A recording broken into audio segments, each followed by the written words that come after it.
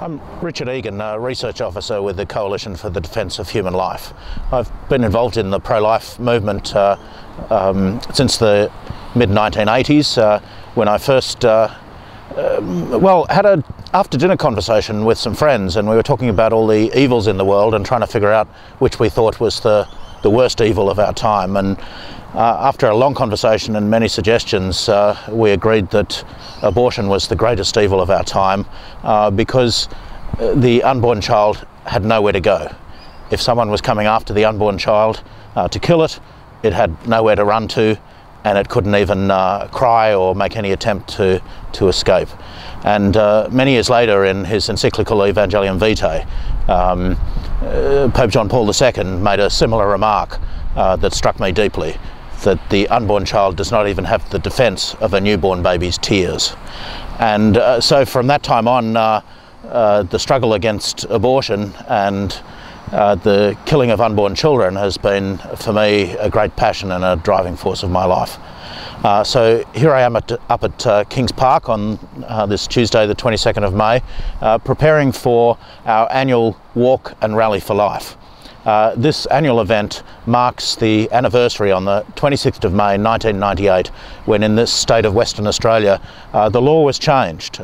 Previously it protected the unborn child, it made it a crime to take the life of an unborn child, but from that day on it's been legal in this state to kill the baby before birth, right up to 20 weeks of pregnancy, simply on the request of the mother. And after that time, if two doctors from a secret panel prove the abortion as somehow justified. And so here we are up at Kings Park overlooking the city of Perth, and later this evening we'll begin the event with church leaders from various Christian denominations leading prayers over the city and over the state, praying for our politicians, that they would have the wisdom and the humility to once again conform our laws to the law of God, that should protect every human life from conception onwards. We'll be praying for women faced with a crisis pregnancy and for fathers of unborn children, that they would all find the courage to choose a life-affirming solution to a crisis or problem pregnancy. And we'll be praying for unborn children themselves, that God in His mercy would bless them, and that all of us would welcome them into life, into our society, and share with those yet to be born all the blessings that God is giving to each one of us. We expect several hundred people to be here tonight, as they have every year since 1998. Our commitment is never to forget, never to settle, never to say that abortion now has become the norm, that is tolerable or acceptable, because for us abortion is the greatest human rights abuse of our time. It means the taking of an innocent human life, and so everyone has to do something. And tonight, in fact, at the event we're going to be honouring with a new award three individuals who've shown great courage and perseverance in defending life, and we've called the award the Von Galen Bonhoeffer Award. It's named firstly after Blessed Bishop Clemens von Galen, who during the Nazi period courageously denounced the attacks on human life, the assault on the Jewish people, and particularly the Nazi euthanasia program that was targeted at people with disabilities. For his courage, his priests suffered. Dozens of his priests were taken away to Dachau, and many of them perished in the concentration camp there. But even this did not make Blessed Clemens be silent. He continued to be a voice for the voiceless. The other person the award is named after is the Lutheran pastor and theologian Dietrich Bonhoeffer, who insisted on a Lutheran church that was free of Nazi influence, and for his involvement in rescuing some Jewish people, smuggling them over the border into Switzerland, and his other anti-Nazi activities, he was sentenced to death and hung. So after these two men, we've named the Von Galen Bonhoeffer Award, and tonight we'll be presenting it to Emeritus Archbishop of of Perth, Barry Hickey, for his leadership in the pro-life cause in Perth over many years. Particularly the Archbishop was threatened with contempt of Parliament, which could have resulted in a jail sentence for simply advising members of Parliament of their duty to vote against human embryo experimentation and human cloning. He didn't back down, but persisted in his right as a minister of the gospel to remind members of Parliament what their duty was. The other recipients are Graham and Liz Preston. Graham is currently serving an 8-month jail term in Brisbane simply for sitting in front of the doors to abortion clinics. Graham believes, as we do, that every abortion takes a human life, and so his conviction is that he has to place his body between the abortionist's instruments and the body of the unborn child. Graham's been fined thousands of dollars. He won't pay the fines because he believes that would be cooperating with a system of injustice. And so Graham, who's the father of 7 children, is currently in jail, and his wife Liz is fully supporting him and taking care of their 7 children. So we're very pleased to be giving them this award tonight.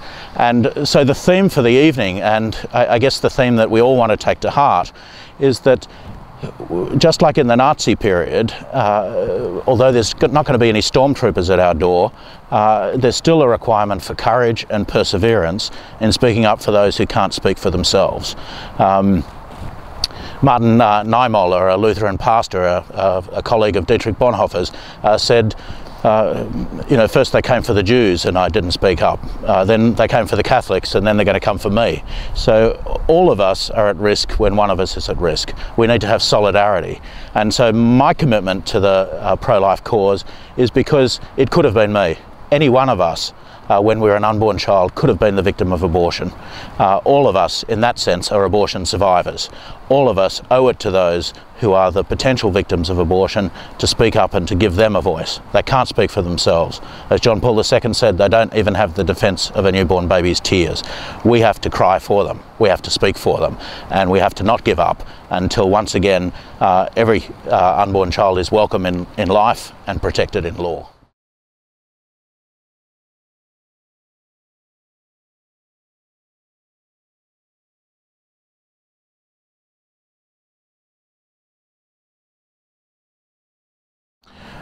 So each of us has to think, what can we do to defend the unborn child? And sometimes we can be overwhelmed with the scale of the problem. We just have to make a start. It's better to do something than to do nothing at all. And so most of us at some time in our life will come across a woman who's faced with a crisis pregnancy, who's pregnant, distressed about it, and contemplating abortion. We need to be ready to make some suggestions to her, to encourage her, if possible, to go and see one of the crisis pregnancy agencies, Pregnancy Assistance or Pregnancy Problem House, both experts and very gentle in dealing with women with a crisis pregnancy, are able to offer all the support that they would need. So make sure you look those up and you've got their phone numbers and their contact details. Or if you can find the courage to do it, go and join one of the groups that are regularly outside the abortion clinics. This does save lives. Women change their mind because they see someone outside who's speaking up for their baby. So the Helpers of God's Precious Infants, for example, and other groups that are present outside the clinics. And then the law needs to change. At the moment it says it's all right to have an abortion. It needs to change so that abortion is once again made a crime. And it's our members of Parliament who are responsible for making laws. You need to get to know your Member of Parliament, need to go and visit them. They need to know who you are, and they need to know that for you, come election time, there's one thing that's top of the list on how you're going to vote. That's where they stand, where the candidates stand on the protection of human life. That comes first before any other question. Will the Member of Parliament vote for laws to protect human life from conception on? So these are just a few ideas, and in our own lives to bear witness to the value of life, to value those around us, to value children, to value the unborn child.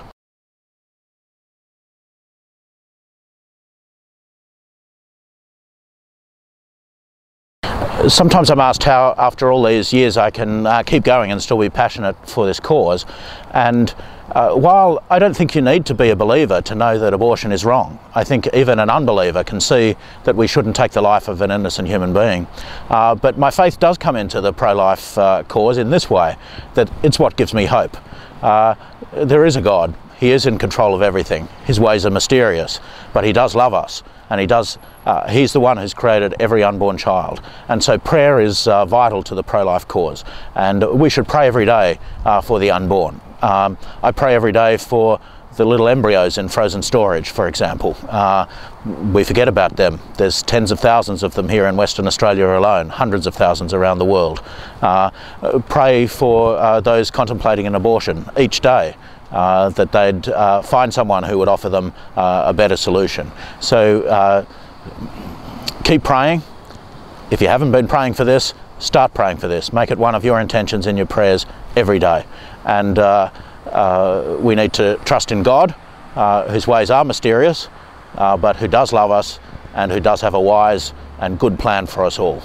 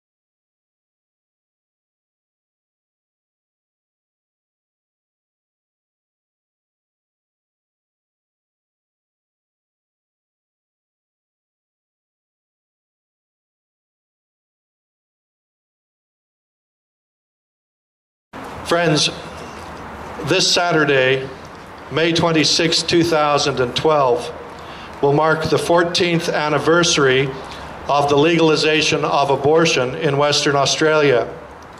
14 years ago, the Parliament of Western Australia robbed unborn children of their most fundamental right of all, the right to life itself. In spite of wave after wave of pleadings to the contrary, laws were enacted by which unborn children would be killed in the tens of thousands.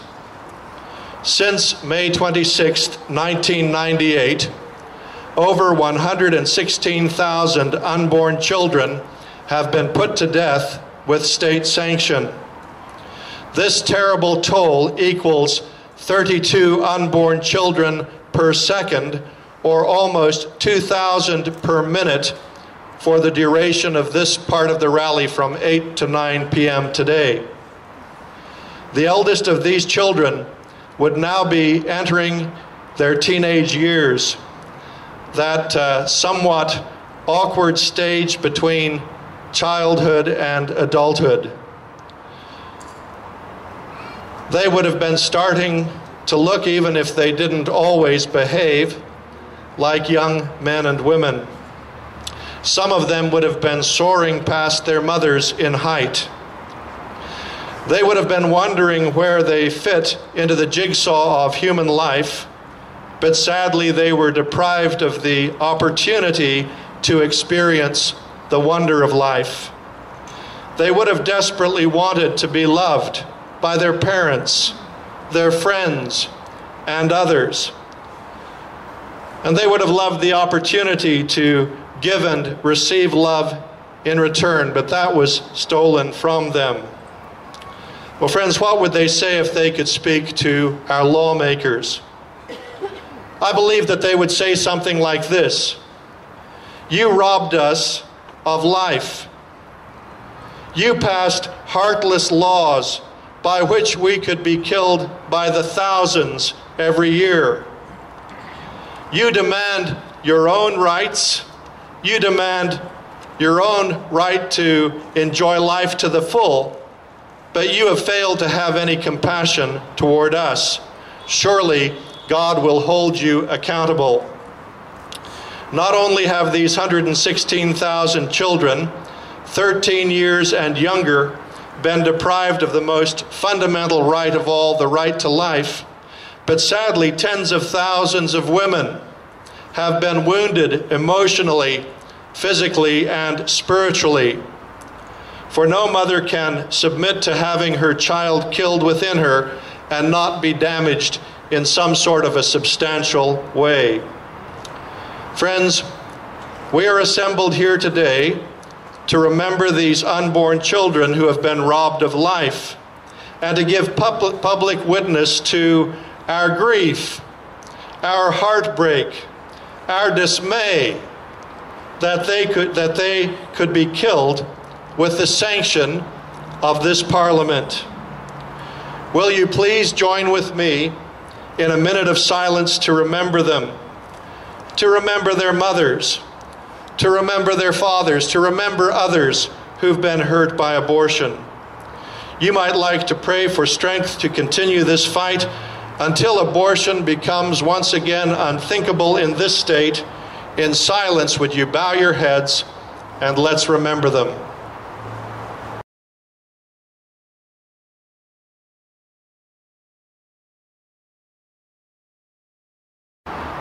Thank you. Thank you, Dwight. Ladies and gentlemen, girls and boys, thank you for your commitment. I also thank my parliamentary colleagues behind me for their commitment.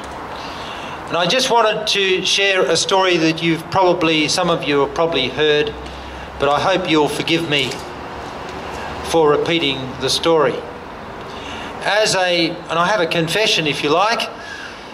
As a practicing doctor prior to 1987, between 1979 and 1987, I performed first trimester abortions as a practitioner. And I suppose there were two things that changed my heart. One was the morning before that I had a list to do abortions at the hospital. I'd been up all night attempting to resuscitate and save a 90-year-old man. Fortunately, as we transferred the patient via RFDS to Perth, and he survived, it dawned on me when I was walking into the theatre, well, you've saved that 90-year-old man and his life is very precious. But what are you doing here? What are you doing here? And like Michelle Roberts intimated, it actually defied logic. It actually, irrespective of belief, any belief you have, it defied logic. And I mentioned two things. The second thing is on that sign over there that says, Jesus heals and forgives. And to me, those two things defied logic, but it also was the message, that powerful message there, that Jesus heals and forgives. So I want to tell you, thank you.